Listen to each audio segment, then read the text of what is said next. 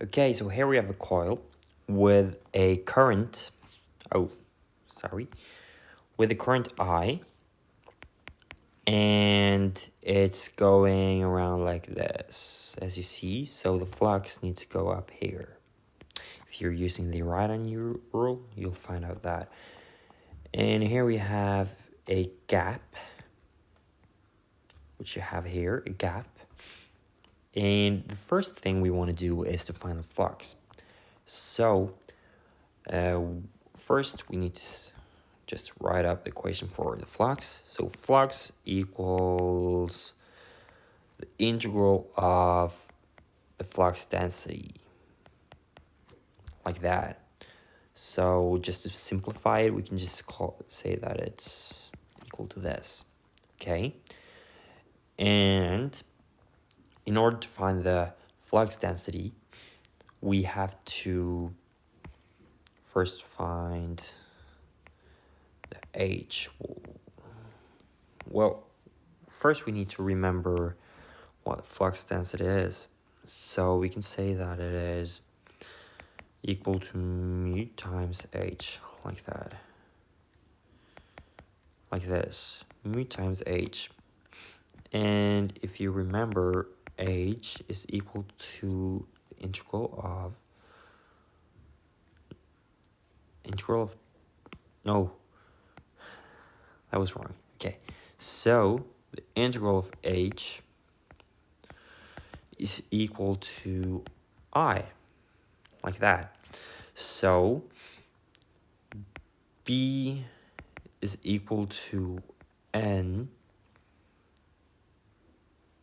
mu I divided by L, just if you simplify it, because that's like H, L, and you also need a N in front of here, like that.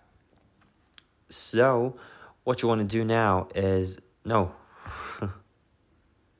there is a N here, like that. That is what I was trying to do. And this is a L. Okay, so that's the flux. Just find that. And now we can put it into the equation for flux. So flux was BA, which is equal to N times mu times I divided by L multiplied by A. So this is the equation for the flux. And we can model this coil as a magnetic circuit. And yeah, I forgot to mention that, but L is the same as the gap, because we assume that there is infinite permeability in this coil, but in the air gap, the permeability is, permeability is equal to 1. So we can just neglect all of the length, the permeability. No, we could say reluctance in the coil, and because I didn't mention reluctance, but reluctance is equal to, this is the reluctance, is equal to G, or the length, over A times the permeability. So if the permeability goes to infinity, the reluctance goes to 0. So we can just neglect the coil.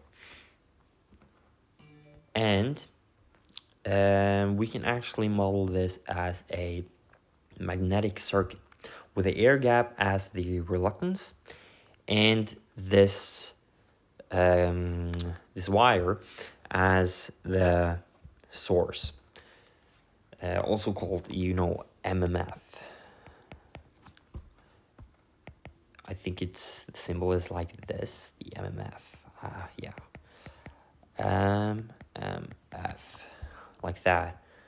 And the flux is like the current. So we can draw it like a magnetic circuit. So here we have the MMF, like that. And then we have, this was a bit too small, we can draw it bigger. I have loads of space. So this is the reluctance. So we can call it like that. That was a turbo reluctance. This is a reluctance, which is equal to, yeah, in this case it's G because it's the air gap over A times the permeability, like that. And the flux is going here, and this is equal to N times I, right? This is pretty familiar to a magnetic circuit. Like for a magnetic circuit, we have the voltage here, and then we have the current here, right? And then the resistance. Okay, we can just delete that.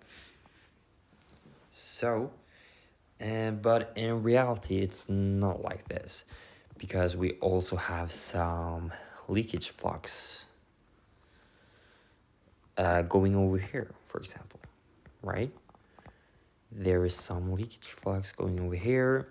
There are some leakage flux going like this, right? Right? So we also have to model that. And that is pretty simple because it's just like a electric circuit. We can just draw a parallel like that with the leakage reluctance. So we can just draw that. There we go. We can just call it L, like that, for leakage. And there we have it. That was the basics of a coil, a magnetic circuit. We can also go through... No, we can do that next time.